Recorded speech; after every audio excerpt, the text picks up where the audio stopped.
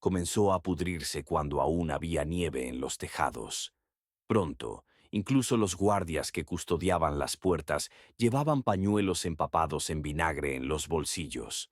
Para la primavera, sus dedos se habían ennegrecido, la lengua se le hinchaba y le cambiaban la ropa todas las noches, no por decoro, sino para que pudiera drenar el líquido.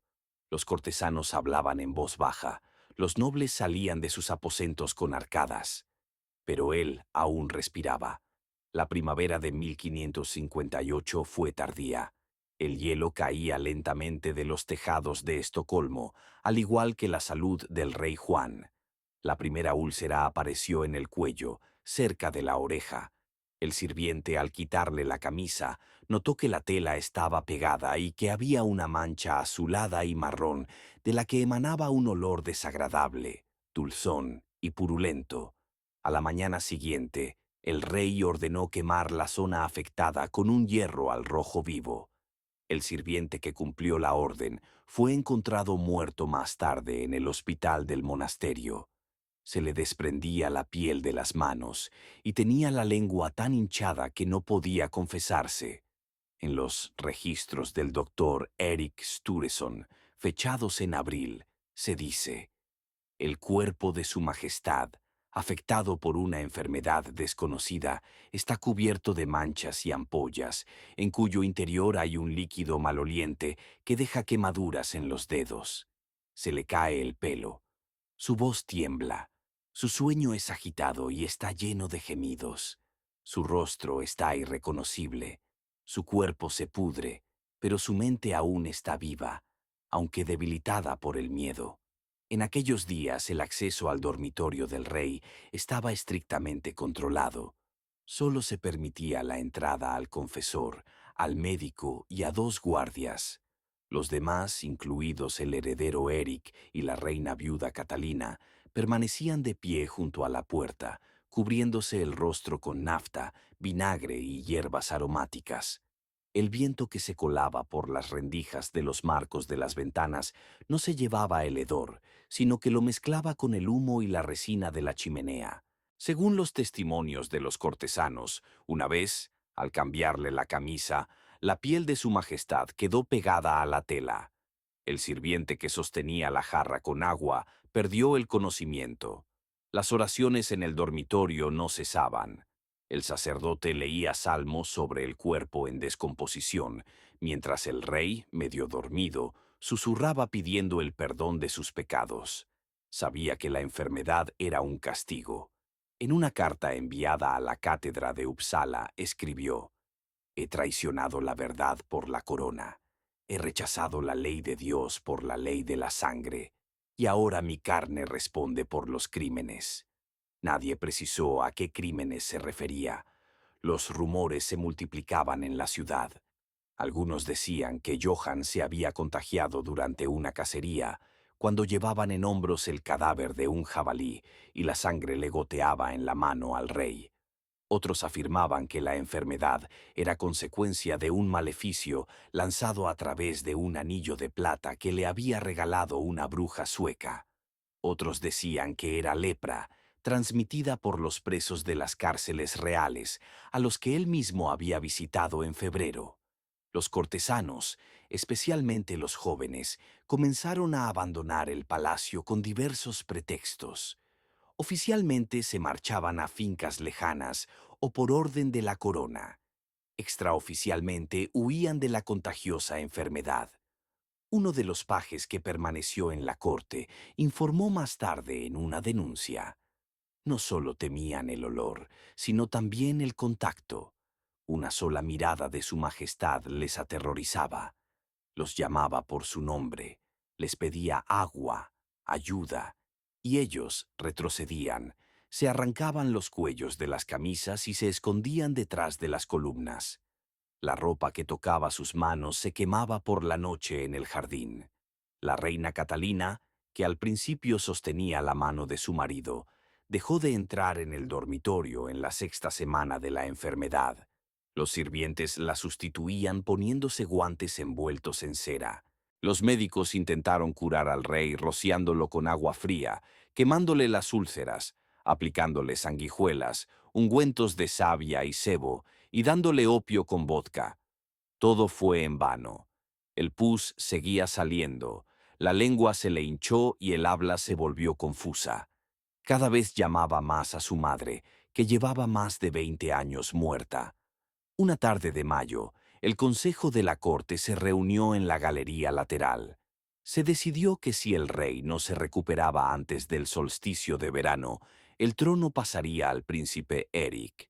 Pero Eric no tenía prisa por entrar en las habitaciones de su padre. Enviaba sirvientes, recibía notas, pero se mantenía a distancia. En una de las cartas escribió al canciller: «Si el señor decide devolverle la vida, lo aceptaré. Si decide lo contrario, tampoco discutiré, pero no deseo ver lo que está sucediendo bajo este techo». A finales de mayo, el rey dejó de levantarse. Su cuerpo desprendía un hedor tan fuerte que, según los guardias, la garganta se oprimía como por el humo. Las moscas se agolpaban en las ventanas a pesar del frío. La piel de sus manos se volvió como pergamino, tensa, con manchas oscuras de las que brotaba un líquido negro. Al intentar girar al rey, se le abrió una larga y delgada grieta en el costado y la sábana se empapó de una mucosidad sanguinolenta. El médico ordenó que lo dejaran en paz. En una nota médica encontrada más tarde en los archivos, se dice: «Creemos que los órganos internos se han descompuesto, especialmente el hígado y los intestinos. A juzgar por el color de las secreciones, la bilis se mezcló con pus. El pulso es débil, los ojos están turbios, la respiración es entrecortada, las pupilas no reaccionan.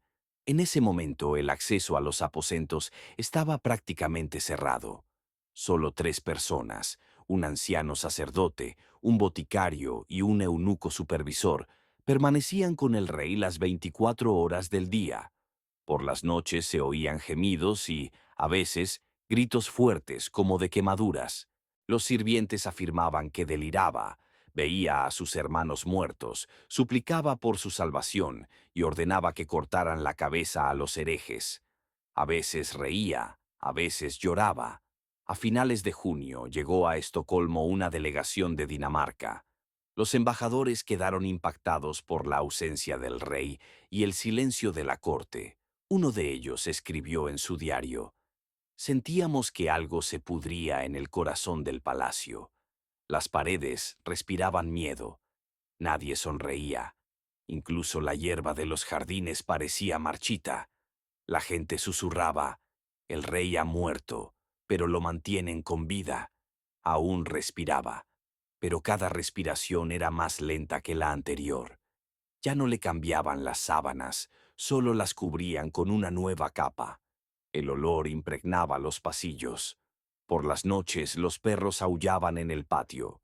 Detrás de las puertas del dormitorio se oía un chapoteo, el sonido que hacen los cuerpos llenos de pus al moverse sobre las sábanas. Y nadie pronunciaba la palabra muerte. Todos esperaban, unos, el final, otros, el comienzo. A principios de julio, las puertas de las habitaciones estaban cerradas con pestillos internos y los guardias recibieron la orden de no dejar entrar a nadie, ni siquiera con los sellos. Solo 3 personas permanecían dentro y ninguna de ellas respondía a los golpes. Al cabo de un día, al no obtener respuesta, derribaron la puerta. Dentro estaba sentado el boticario, con el rostro envuelto en pañuelos y cubierto de manchas. Hablaba con una icona. El eunuco estaba muerto, tendido en el suelo con manchas blancas en la cara y los ojos abiertos. El sacerdote respiraba con dificultad. Su pecho jadeaba y tenía los ojos cubiertos por una película. El cuerpo del rey yacía inmóvil, apenas vivo. El sirviente que estuvo presente en la autopsia dio más tarde esta explicación. Cuando entramos, el aire era espeso, como el humo de la carne quemada. Se acumulaba en la habitación, envolvía las manos, se metía bajo las uñas. No sentía los dedos. Quería huir, pero lo vi y no pude apartar la mirada. Su cuerpo parecía de arcilla blanda, gris, agrietado por los costados. La piel se desprendía. Tenía los ojos abiertos y miraba hacia arriba, pero aún respiraba. Las anotaciones del doctor Stureson terminan aquí. En su lugar hay hojas con notas garabateadas y sin firmar. Las úlceras se han abierto. Le sale líquido del estómago. He ordenado que quemen las almohadas. No se le puede volver a girar. Gime y maldice a todo el mundo. Grita que le den vino y luego pide una vela. Confiesa sus pecados y luego se retracta. Pide que lo maten. Los consejeros de la corona, reunidos en secreto en el salón inferior, debatieron si se podía anunciar oficialmente la muerte. Decidieron que no. Había que esperar a que dejara de respirar. El heredero Eric, a instancias del arzobispo, accedió a entrar en los aposentos.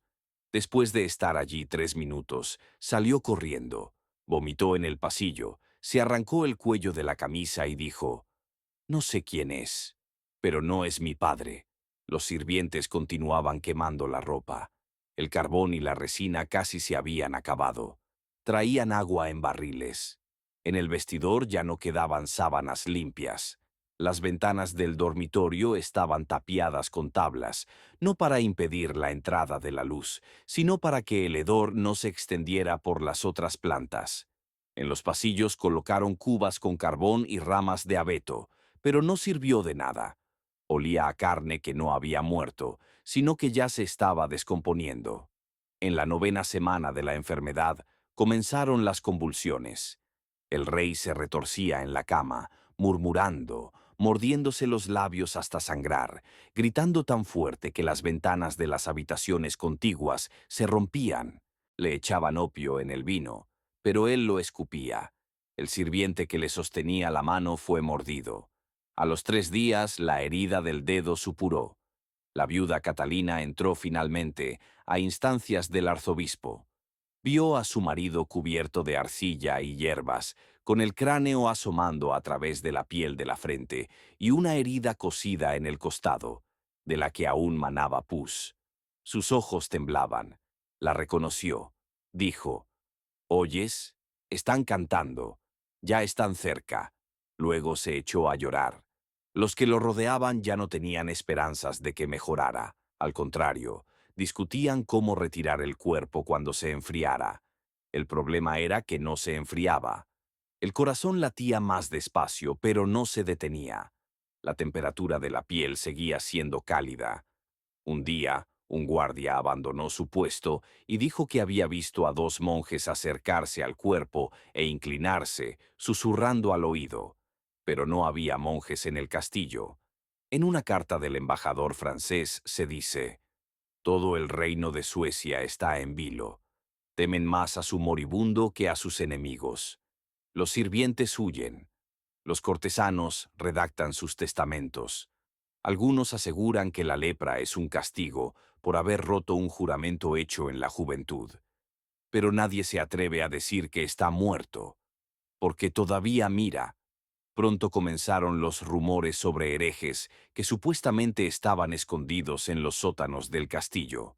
Uno de los sirvientes, capturado en el pasillo, fue interrogado. Afirmó que por las noches oía cantos en una lengua muerta. Le rompieron los dientes para que callara. No dijo nada más. El boticario murió. Sacaron su cuerpo en un barril para que no manchara el mármol. El eunuco fue quemado en el patio trasero. El sacerdote fue llevado a un monasterio. Solo quedó el rey y los guardias que se turnaban en la puerta, a quienes les daba náuseas con solo respirar.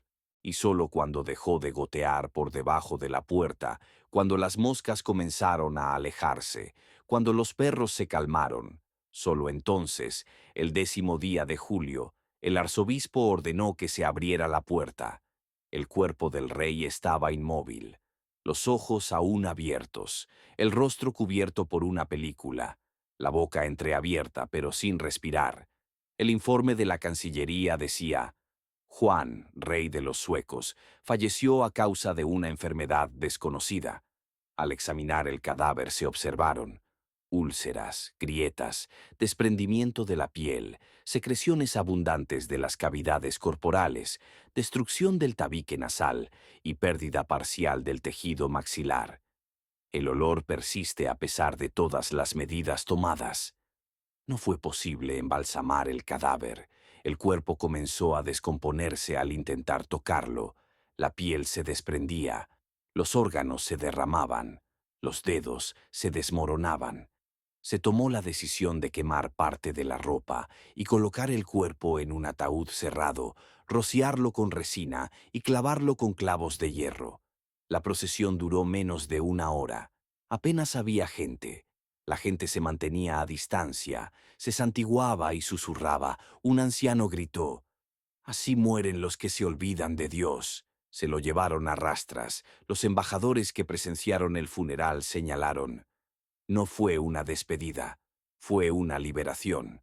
Mientras el rey se descomponía, en el palacio se firmaban documentos. El nuevo monarca, Eric, promulgó inmediatamente un decreto que prohibía todas las prácticas heréticas y mágicas que habían llevado a la caída del cuerpo y el espíritu de su padre. Comenzaron las purgas. 2 médicos fueron ahorcados. Un sacerdote huyó a Noruega.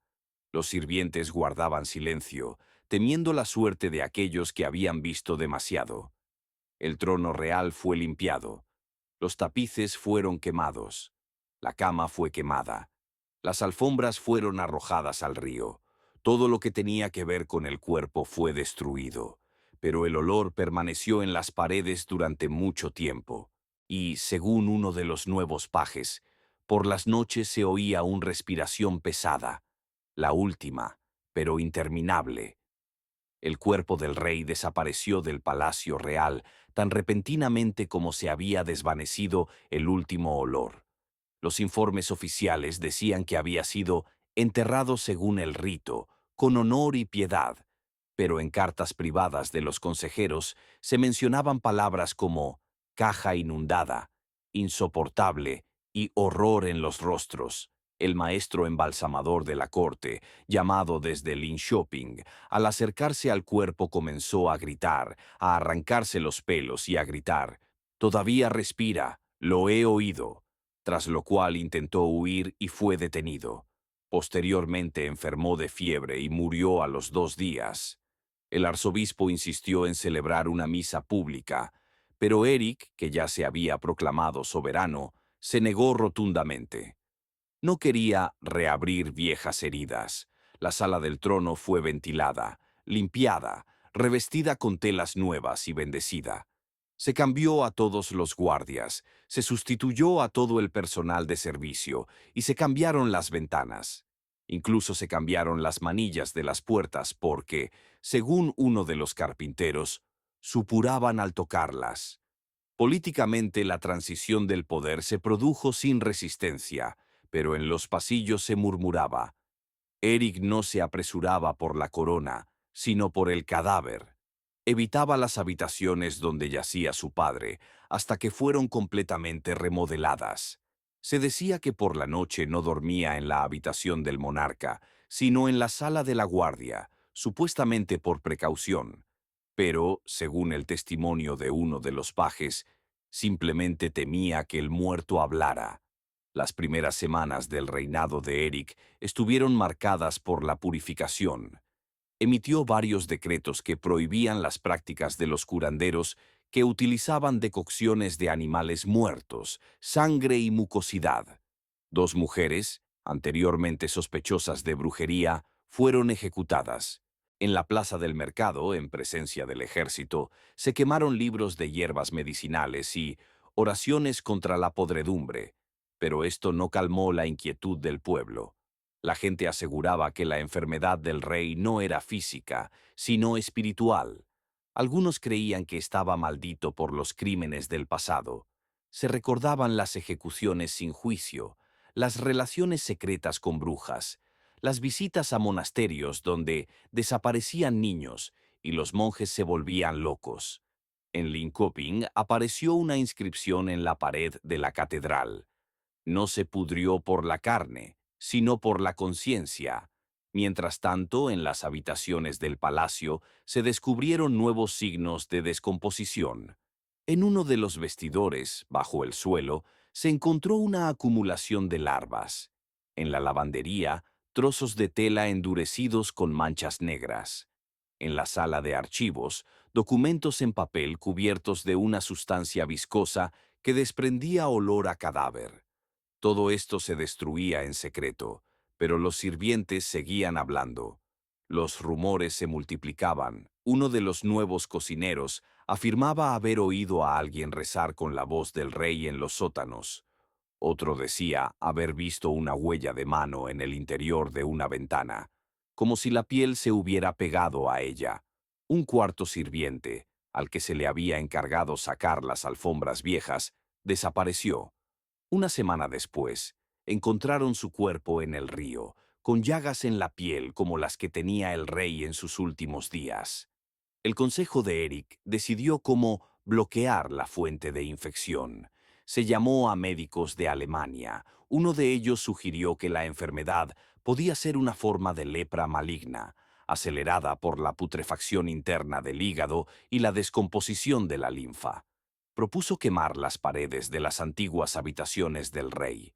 Así se hizo, 3 meses después de su muerte. La habitación fue vaciada y quemada por dentro. El fuego duró 2 días. Después de eso, nadie entró allí. Simplemente taparon la entrada con piedras. La crónica oficial, redactada por el nuevo canciller, describió la muerte de Juan como un castigo divino por los actos por los que él mismo buscó el arrepentimiento, pero no lo encontró. No había ni una palabra sobre pus, ni una palabra sobre úlceras. Solo el rey, agotado por el ayuno, las oraciones y las preocupaciones por la corona, entregó su alma al Todopoderoso. Y eso fue todo. Mientras tanto, el descontento comenzó a crecer en la sociedad. Algunos exigían que se abriera el cuerpo para demostrar el envenenamiento. Otros pedían que se reconociera que no había muerto de enfermedad, sino de pecado. Otros afirmaban que el cuerpo no había muerto, sino que había sido llevado a los pasadizos de piedra bajo el castillo, y ahora se pudría eternamente, sin morir, como castigo impuesto por el propio Señor. En Uppsala comenzaron las peregrinaciones. La gente traía hierbas, carbones encendidos, fragmentos de cartas, como si intentaran encontrar un remedio para la podredumbre real que, según ellos, se había extendido a la tierra misma. Llegó un mensaje del Vaticano en el que se interpretaba la enfermedad de Johann como una advertencia para todo el mundo cristiano. Decía lo siguiente: cuando el mal olor proviene del gobernante, no es su carne la que apesta, sino el alma del Estado. Eric ordenó reunir todas las pertenencias personales de su padre y destruirlas. Se retiraron sus retratos. Se retiraron las monedas con su perfil. Incluso los libros en los que se mencionaba a Johann como vivo fueron retirados y quemados. Su nombre no se pronunciaba. Solo los viejos guardias hablaban entre ellos por la noche. Si oyes pasos, no abras. Es él que vuelve. Externamente Suecia se había purificado, pero en el interior todos sabían que el rey no había muerto de enfermedad. Había muerto de algo que no podían nombrar. Y como se susurraba en la capital, un final así no llega sin más, siempre exige una continuación. En la cuarta noche después de sellar las habitaciones del antiguo monarca, el guardia que había quedado junto a la puerta tapiada desapareció. No lo encontraron. Por la mañana, cuando el relevo vino a buscarlo, solo había un casco en un rincón oscuro bajo una columna. Dentro estaba sucio.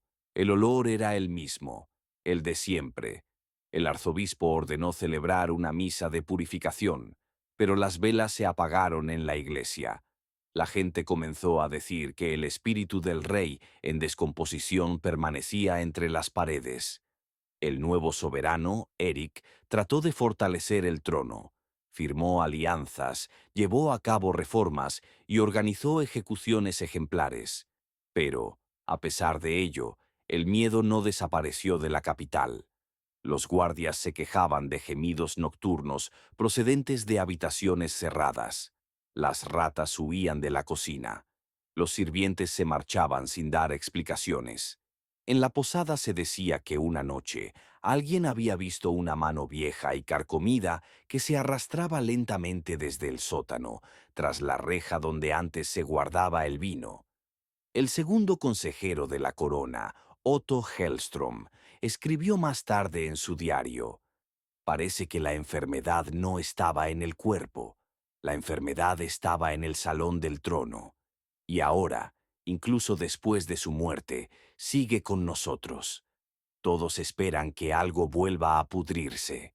Un mes después del funeral, ocurrió algo inexplicable en la corte real. A uno de los pajes le apareció una úlcera en la espalda que no se podía curar ni con vendajes ni con ungüentos. Le siguió una segunda, luego una tercera, y después le salieron pus en los ojos. Su cuerpo se secó en una semana y murió gritando: «Me susurra por la noche». Los médicos no pudieron encontrar una explicación, pero no fue un caso aislado. En la guarnición murieron 3 personas. A una sirvienta se le caían las uñas. El cocinero tenía grietas en la cara. Todos tenían pesadillas. En ellas, una voz putrefacta les ordenaba callar.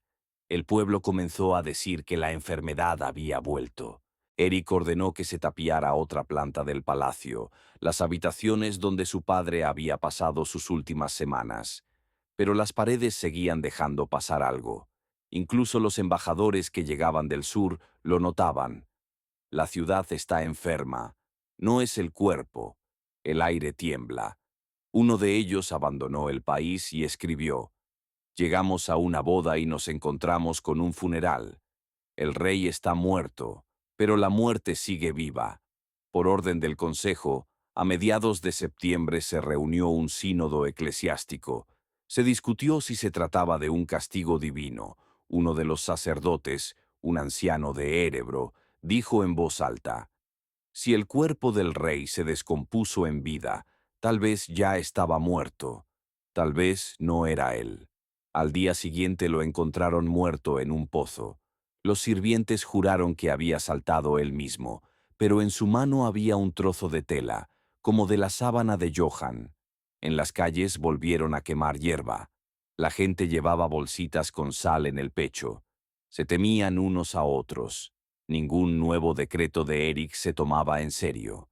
Se pronunciaban, pero no se escuchaban. Él salía al pueblo, pero la multitud se dispersaba, porque sobre él se cernía el espíritu de quien había muerto sin ser humano. Mientras tanto, los archiveros revisaban documentos antiguos. Uno de ellos encontró una carta fechada 15 años antes, en la que Johann juraba no permitir que llegaran al trono fuerzas que negaran los dogmas sagrados, es decir, los reformadores. Pero su hijo era precisamente eso, y ahora la gente afirmaba que la enfermedad de su padre era un castigo por haber traicionado su palabra, y la enfermedad que ahora se extendía por la ciudad era culpa de su hijo. Por orden del canciller, se quemaron todos los diarios, registros y revistas médicas en los que se mencionaba la enfermedad del rey. Se ejecutó al sirviente que sacó la sábana ensangrentada e intentó venderla como reliquia. Sin embargo, los rumores no desaparecieron. Un año después de la muerte de Johann, estalló una epidemia en Linköping. No tenía nombre. La gente se cubría de manchas, les salía pus de los oídos y se les ennegrecían las manos. Algunos decían que era lepra, otros que era la marca del rey putrefacto. Cuando murió el tercer sacerdote consecutivo, apareció una inscripción con carbón en el altar de la catedral: «Él volverá, porque no se ha ido». Eric murió 3 años después, de repente, por una hemorragia interna. La autopsia reveló que su hígado estaba podrido, como el de su padre. Nadie se sorprendió. La dinastía real, fundada por Juan, se extinguió con su nieto. En las crónicas de la época se escribió: «Fue una época en la que los cuerpos no tenían tiempo de pudrirse en la tierra, porque empezaban a pudrirse en el trono.